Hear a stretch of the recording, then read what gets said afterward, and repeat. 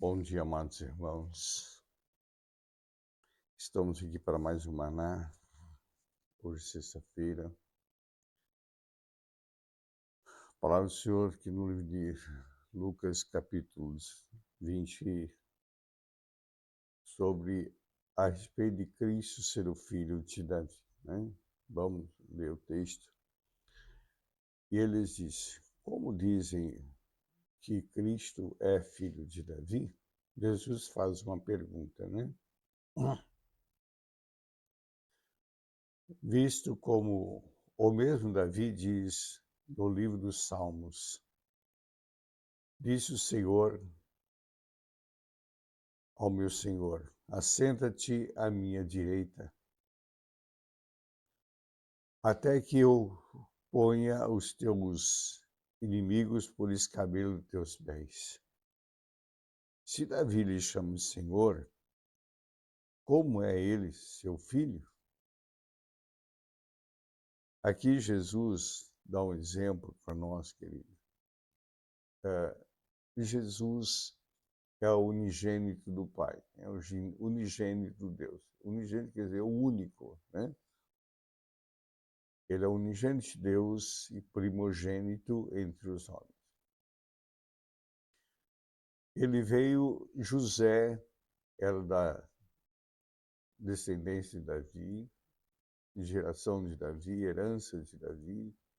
Maria também, eu creio que era da tribo de Davi, porque havia entre eles, né, ali, né, das 12 tribos de Israel, que a pessoa não podia casar com alguém de uma outra tribo, para não dividir a herança, tem que ser da mesma tribo.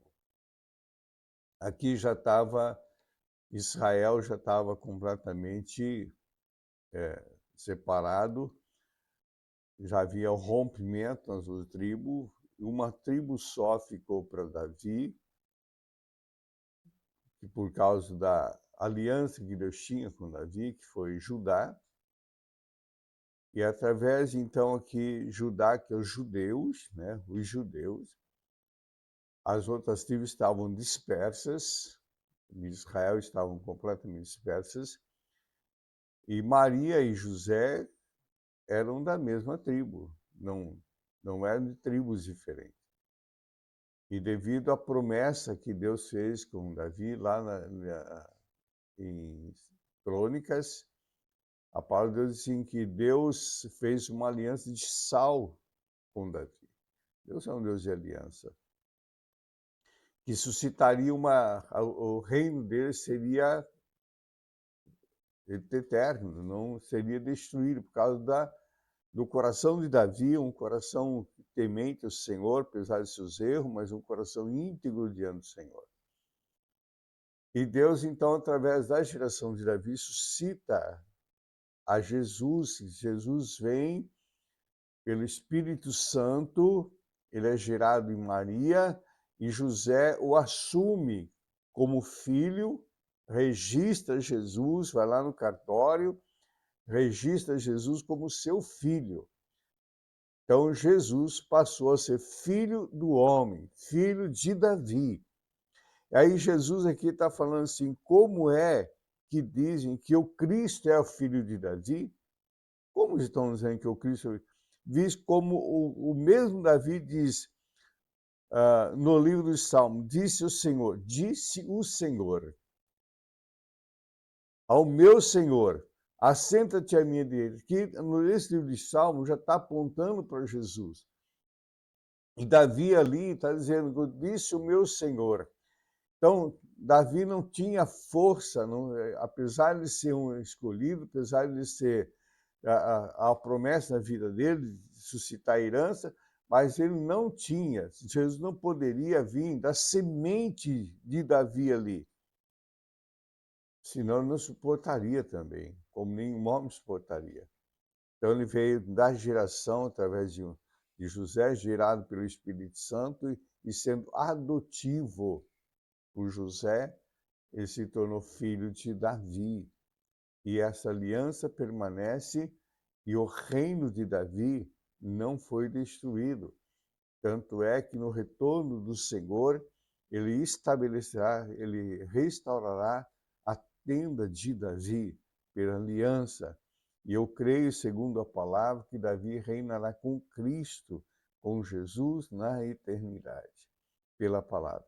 Então é importante nós entendermos isso, que Cristo ele veio não da semente de Davi. A semente de Davi é uma semente humana, mas ele veio da semente divina, na geração de Davi. Por isso que ele é conhecido como filho de Davi. Ele é conhecido como filho de Davi exatamente por causa pela adoção que ele recebeu. Então precisamos entender isso, querido. E ele fala assim, que assenta-te, o Senhor, querido, o Senhor colocou todos os inimigos debaixo do pé dele. Todos.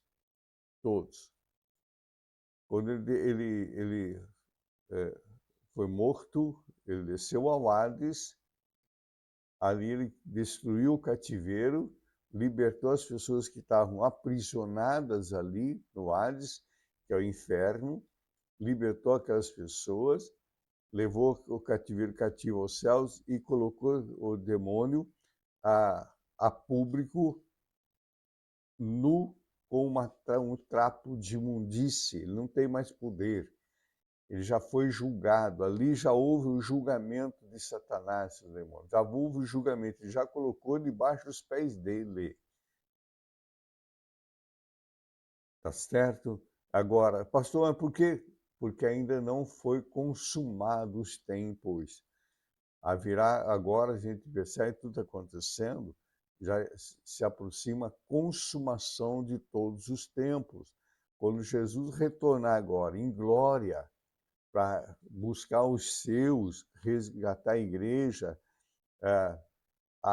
arrebatar aqueles que são de Cristo, estão com Ele, têm uma vida em Cristo, serão arrebatados dos lares com Ele, os que estão mortos irão ressuscitar primeiro, irão com Ele para a eternidade, reinarão com Ele, ou que tiverem ávidos, como nós vimos antes, ávidos por alcançar a vida eterna. Por isso, amados, que nós temos que ter uma vida de santidade, uma vida reta, uma vida de exemplo aqui na terra, como o próprio Senhor diz, que nós somos testemunhas dele aqui na terra, para que quando nós ressuscitarmos ou sermos arrebatados, possamos estar com o Senhor na glória e não passar a eternidade no lago de fogo. Adentrarmos a palavra, prestarmos atenção na palavra. Isso não quer dizer que a gente não peque. Como eu já disse várias vezes, o cristão peca, claro que peca. Paulo falou, olha, o que eu quero fazer eu não consigo, mas o que eu não quero está constantemente diante de mim. Ou seja, agora, e João disse em filhinhos, não pequei, mas se vocês pecarem, lembra que tem um advogado junto ao Pai, Jesus Cristo, o homem. Presta atenção que ele é um advogado, não é uma advogada. É um intercessor, não é uma intercessora. É importante entendermos isso para que a gente possa entender esse contexto de Davi. Então, aqueles que estão em Cristo, esses inimigos que ele já colocou debaixo dos pés, ele também está debaixo dos teus pés. Se tu tens Jesus, recebeu Jesus como Senhor da tua vida, passou pelas águas do batismo, teve um novo nascimento, esses inimigos já estão debaixo dos teus pés. Ele não tem mais força de prevalecer na tua vida. Está dando para entender, querido?